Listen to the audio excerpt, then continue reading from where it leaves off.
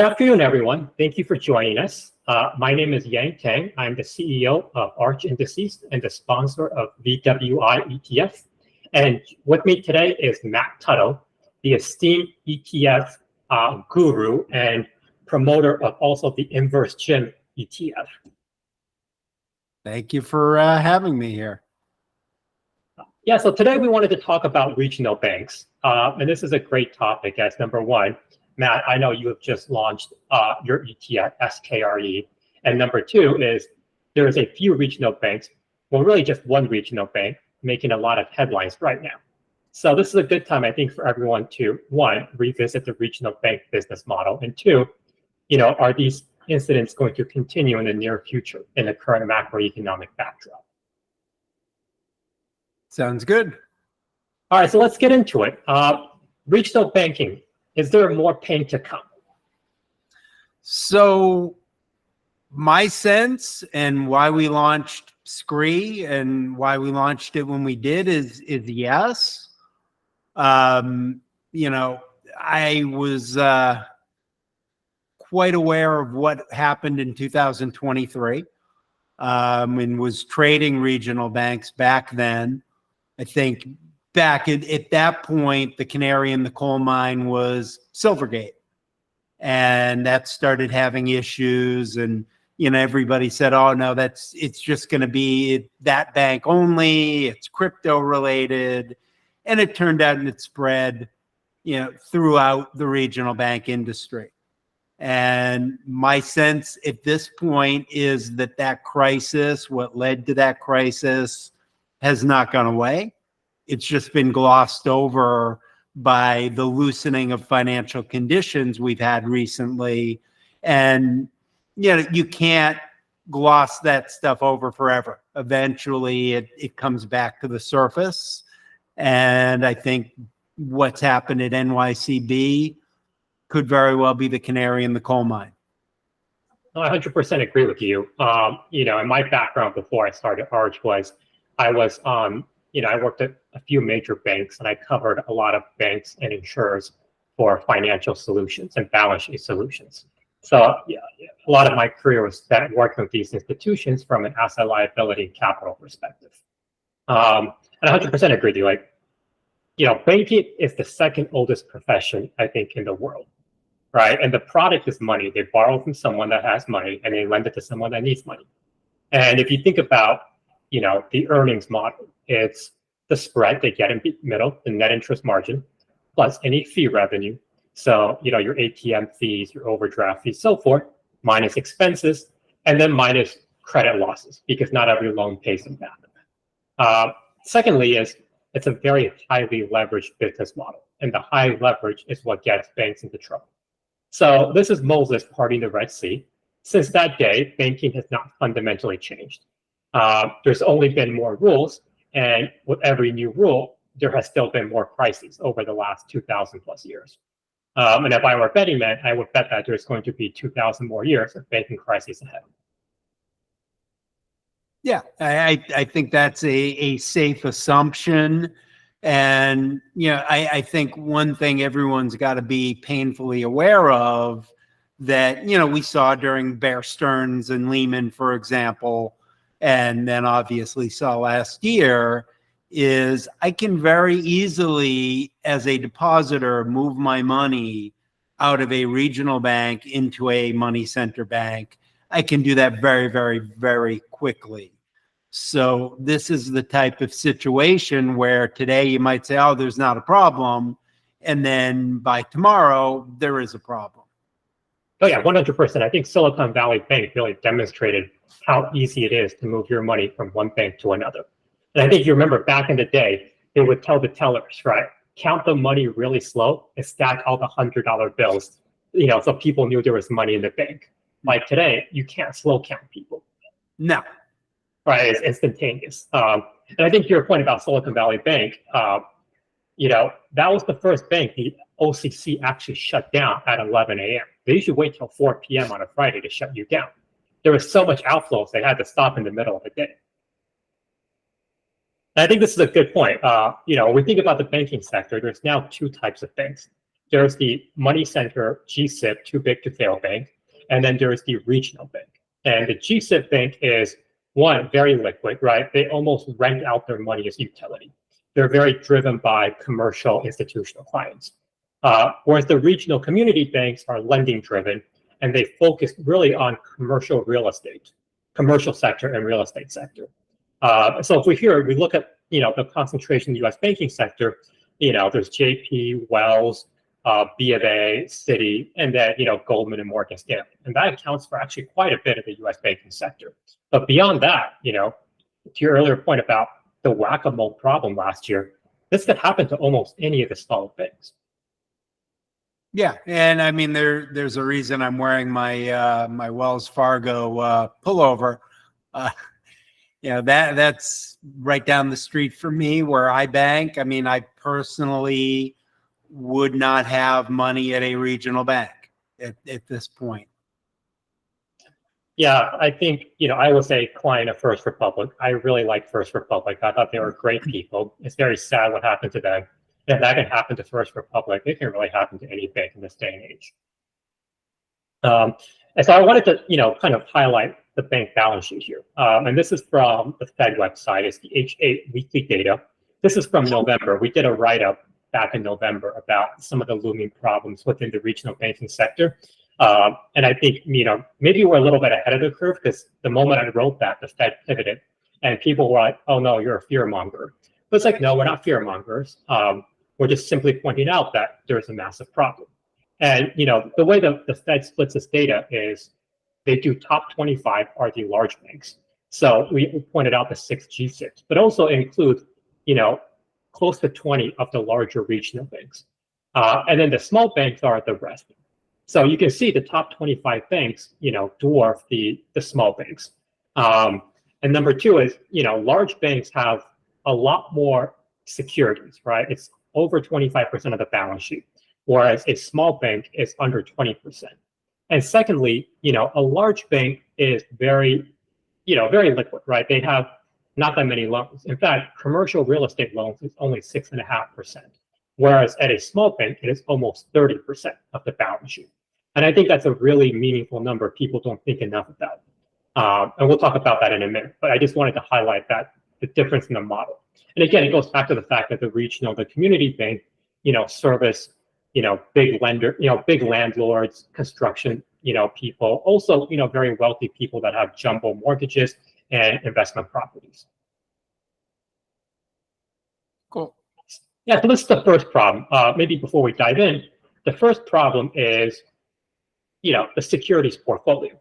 And I think a lot of the securities portfolio was driven by deposits coming in from COVID, right? COVID hit, the government gave a bunch of stimulus money and, unemployment money, all that good stuff, right? People were so stuck at home, they didn't know where to spend the money.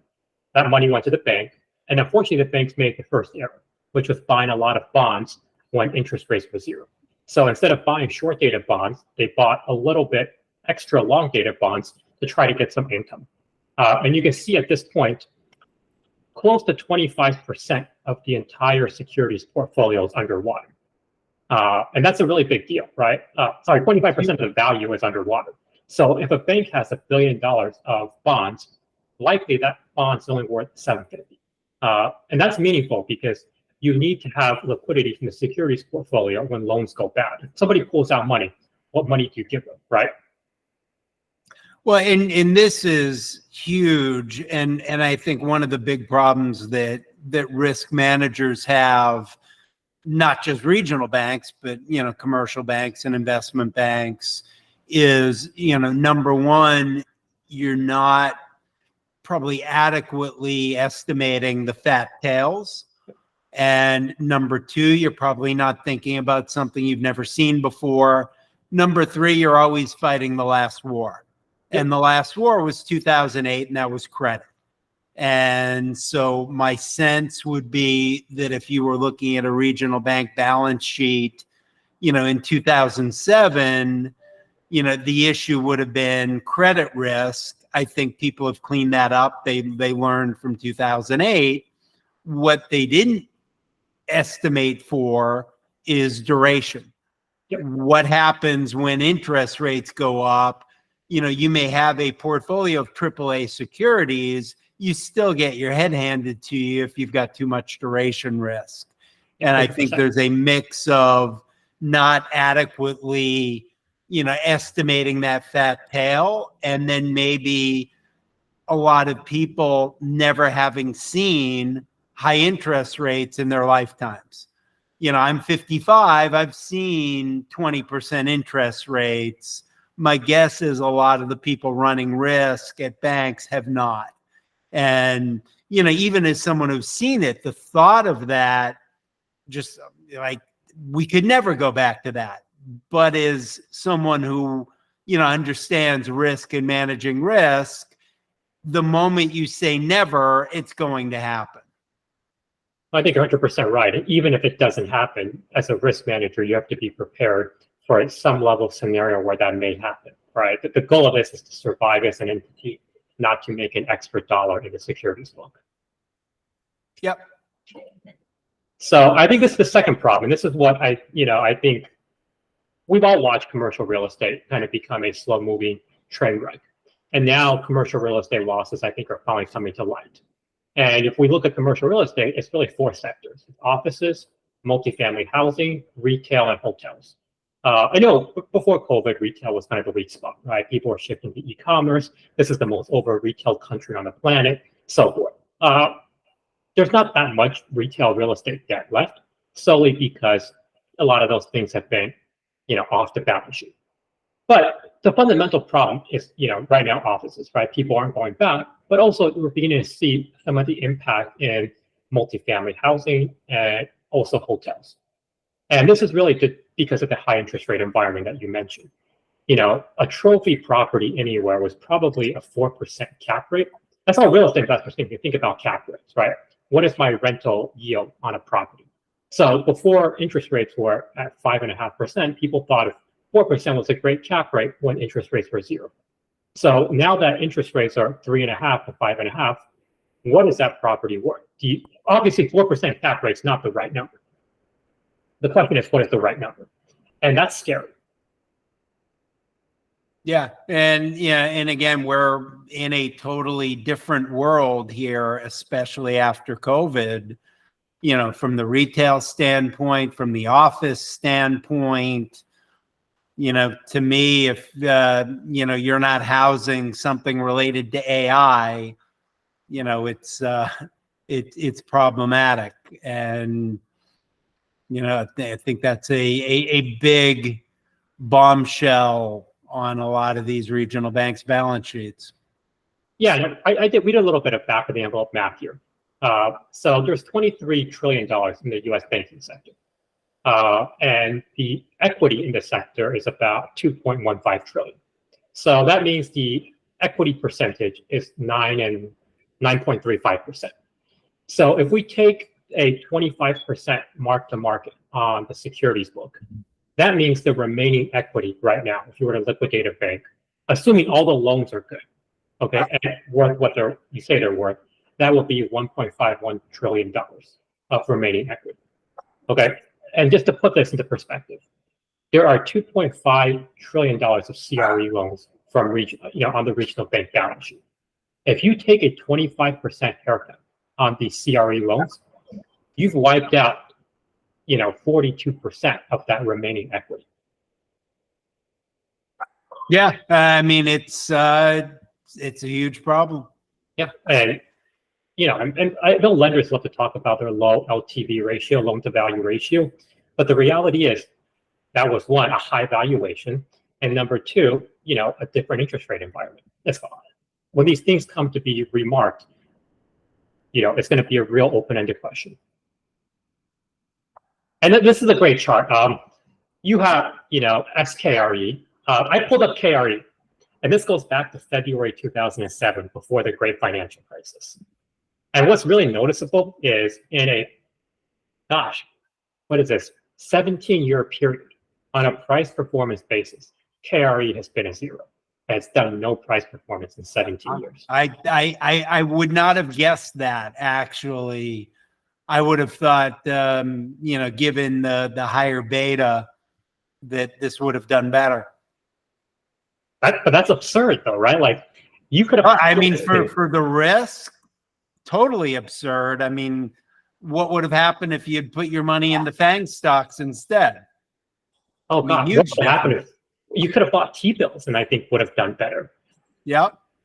I mean, obviously, there was, they paid out some dividends and such, but ignoring the impact of dividends, right? And when you look at this volatility, you jumped in February of 07. I just went back to February of 07 just to kind of keep it simple. You jump in February of 07, okay? And maybe you know this time better than I did, because I think you were active in the markets and I was still in college at the time. Right. 07 was, 07 was beginning to weaken, right? There was a noticeable weakening. Housing prices had topped out, and there was a good amount of, regional specialty lenders getting in trouble. I think New Century Financial got in trouble in 06. Fremont Bank got in trouble. So let's say you jumped in, at a time when risk was increasing in the regional bank sector, right? You would have lost 80% of your money going to February, March of 09. Like 80% mark-to-market loss. Yeah, no, I mean, huge. Yeah, I mean, there's a reason we launched scre. And I mean, I think there needs to be an inverse product on this stuff, and I know there used to be, but it's shocking to me that there still isn't. Yeah, and I think this is an interesting question. I spoke with someone, and the question to me was, why would you buy regional bank stocks? And I really struggled to answer that question. So let's play devil's advocate. If you had to create a bullish case for owning regional bank stocks, what would it be? So I'm the wrong guy to ask because I'm a trader. So I'll trade CRE. And one of the reasons I created scre is so I can trade that too. So, I'll move in and out of it, but and certainly I could make a case if you wanted to be a long-term holder of, certain technology, anything AI related, stuff like that. But I couldn't make a case for buying and holding CRE or a specific regional bank long-term. That's an alien concept to me. I struggle. I asked some of my close friends that are hedge fund people, and I asked them, I'm like, if you had to come up with a long-term thesis to hold regional banks, what would it be? And nobody gave me a serious answer. The only answers I got were, you need long-term capital losses. That's the number one reason. You need long-term capital losses, right? And then there's a few interesting points someone pointed out to me. Was number one, regional banks are really at risk of disintermediation on the origination side. Because of technology, it's much easier to originate a loan and then sell that to either private credit or a conduit person. So they're at risk of disintermediating the origination relationship with the balance sheet. And I thought that was a very interesting comment. I wouldn't disagree at all. So, no, I wouldn't disagree at all either. Yeah, so this is scary. They're value destroyers. There's a lot of downside risk, not much upside. So let's talk about New York Community Bank. This was the canary in the coal mine this week. And what I did here was I pulled up some of its highlights from their earnings report, and I made a few observations. Number one, it's a pretty weak balance sheet from a liquidity and deposit ratio with a pretty concentrated loan exposure. The second is, the weakness is actually spreading beyond the office portfolio. And New York Community Bank management on the earnings call mentioned that it was driven by one co-op loan on the multifamily side. But they did a review and they found no other issues, which I think is a little bit hard to believe given that they'd have probably thousands, if not tens of thousands of those loans. And if there's one massive problem, how are you certain that it's not more? And number three is there's still even a high cost of funding. And I think if we look at last year, the FDIC took over Signature Bank, and they gave the deposits of Signature Bank to New York Community Bank because New York Community Bank was in such dire straits of funding, they wanted to help that out. And what's crazy is the average yield on the loan portfolio is 5.72% right now. 5.72% yield on a loan portfolio when the Fed funds rate is almost 5.5. Yeah, doesn't make a lot of sense. That's crazy. Okay, and so let's look at this. And I think what's interesting to point out here is there was a massive jump in non-performing assets, and NYCB has prided itself in being a strong credit risk. They know their people in and out. They were a roll-up of New York City area savings banks, and the net charge-offs have been near zero, but now it's 117 million, and they went from a very low non-performing asset to industry average in non-performing in a matter of a year. So that's a huge problem. Number two is, New York Community Bank has always been asset sensitive, right? They had what they thought was a great loan portfolio in the New York area. However, they had almost no funding. So 20% of their funding comes from the Federal Home Loan Bank, which is not cheap. And then another 20-something% comes from broker deposits and non-relationship money, which is, again, not cheap. So I guess the first question is, would you believe New York Community Bank management when they say there is only one problem loan out of thousands or tens of thousands of loans? I never believe any management when they say something like that. So yeah, I find that hard to believe as well. I think where there is smoke, there's fire. Yes, I think it's problematic. But I think the second biggest question is, I might jump in a minute, is given that this is now spreading beyond just the office sector, right? If you are a regional bank, I think this will be something that, is going to be a bigger part of the portfolio everywhere, right? It's not, I don't think it's driven by, just offices or just one loan. I think it's the fact that you made a bunch of loans, at 4 to 5% when interest rates were 0, and now interest rates are 5. How do you reprice that property? Because if you think the property's worth 100, the property's worth 75 today, and I go, Matt, I can extend your loan, but I need $10 million of equity from you. That's how many people can come up with that equity to give their lender? I would think very few. Yeah, I would agree with you. And I think this is a canary in the coal mine. I don't think this is a loan. And if this is 30% of the balance sheet of the industry, I think there is a rude awakening to come. No, you're preaching to the choir. Yep. And I think best case scenario is nothing happens, and you have a value destroying sector, right? Second best case scenario is your bank equity is not wiped out, but rather you have to raise new capital, which the bank is still around, but it's dilutive to the shareholder, right? So again, that's not good for you. And the worst case scenario is, the FDIC comes in and shotguns you into a merger, and your equity is now worth 0. Yeah, which is again why I think Jim Cramer likes to say about the Magnificent Seven or the Significant Six now, that own them, don't trade them. To me, if regional banks are a trade them, don't own them type of thing. Yep, 100%. I think it's problematic. Just secondly, maybe we'll touch a little bit on SKRE. I'd love to kind of get your thoughts on how you think about that, how investors should position for that. Any general overview you want to share. Yeah, I mean, there's a lot of different things on it. First and foremost, being an ETF issuer who's also a trader, I'm in a unique position to create stuff I want to trade. I'm also, constantly talking to retail traders and seeing what they're trading. And they love trading regional banks now, long and short, because of all the volatility. To traders, volatility is great as long as you've got the flexibility to go in and out of stuff. Buy and hold guys, volatility sucks. So, I think there is a need for that product, whether, it's something to go in and out of, whether it's, a portfolio hedge. If this market does unravel, regional banks are going to unravel more.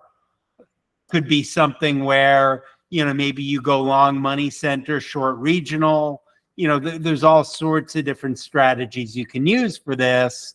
I'm primarily a mean reversion trader. So I actually got rid of my scre yesterday and bought some cre because I bought it on a mean reversion. I'm probably going to end up selling it today. I might flip right back into scre. I like buying fear and selling greed. So, that's how I use it. But I think, different traders are going to use it differently. I just think it's a great tool that the marketplace needed. No, I fully agree. And I think given that, the CRE sector is a value destroyer, it's a great tool to have at hand.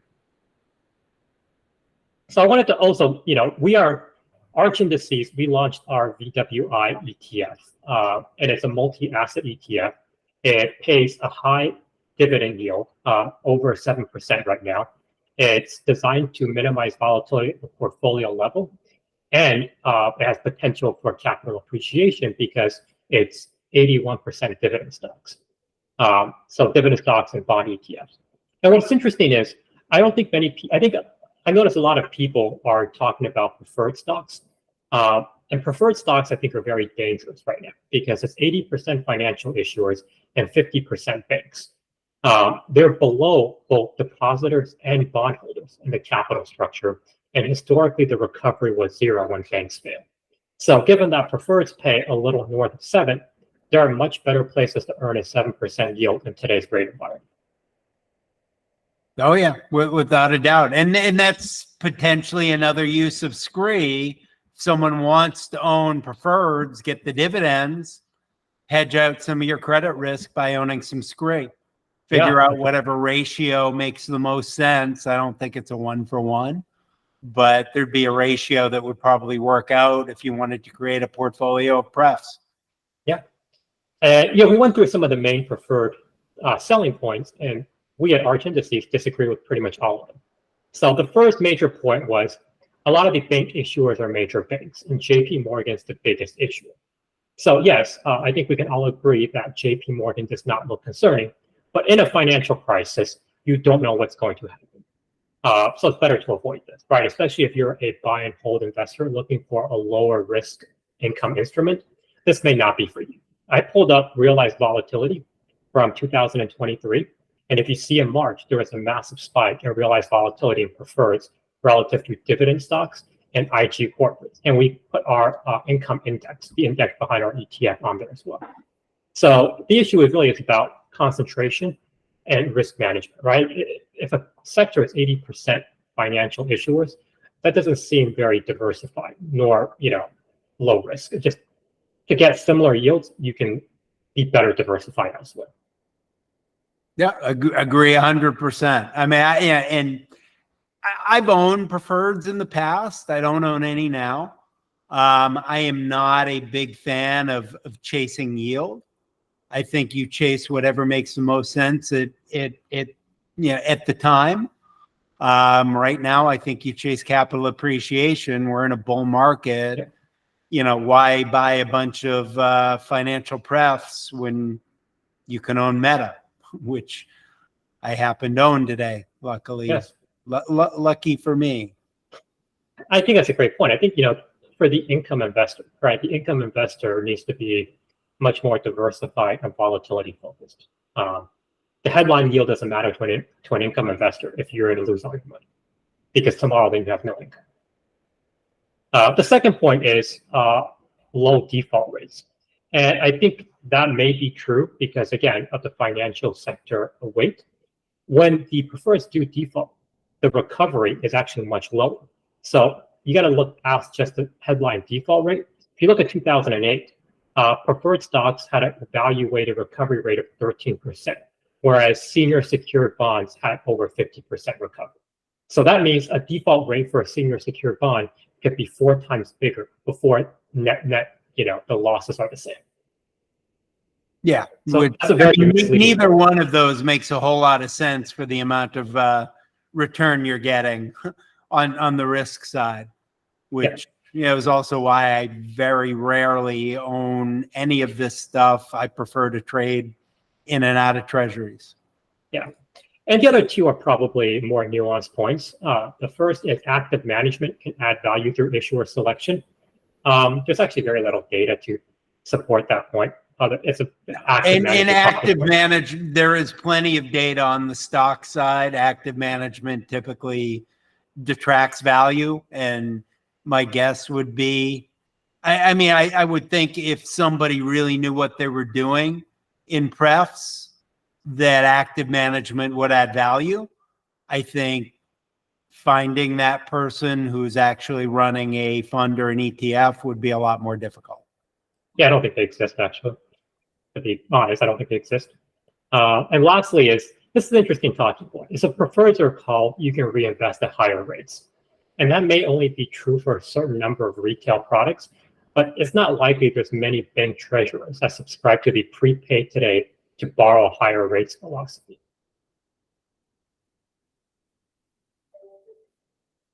No, but I think, those are the kind of the interesting points. And I think this is going to be a very rocky road ahead. And I think what's important, Matt, and I'm curious your thoughts on this.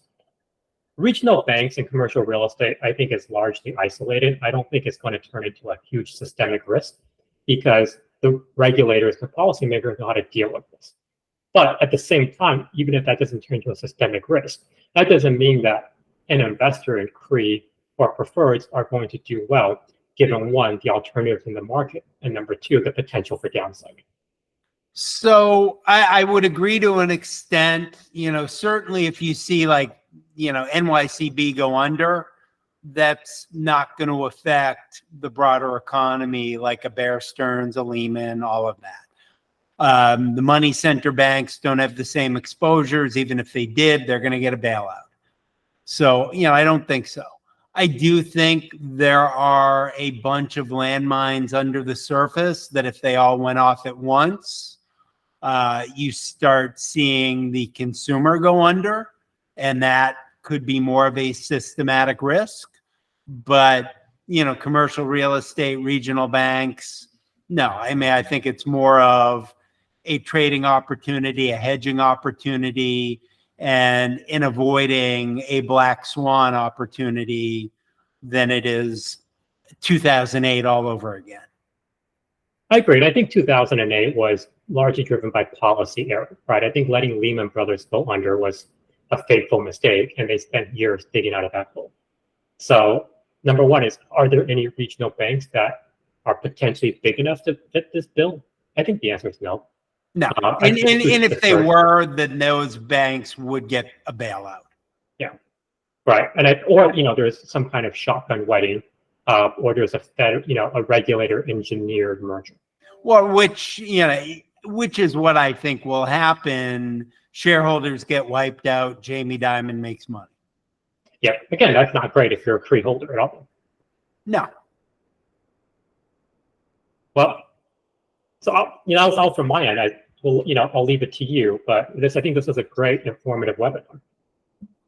Yeah, no, it was good to get together and talk about this.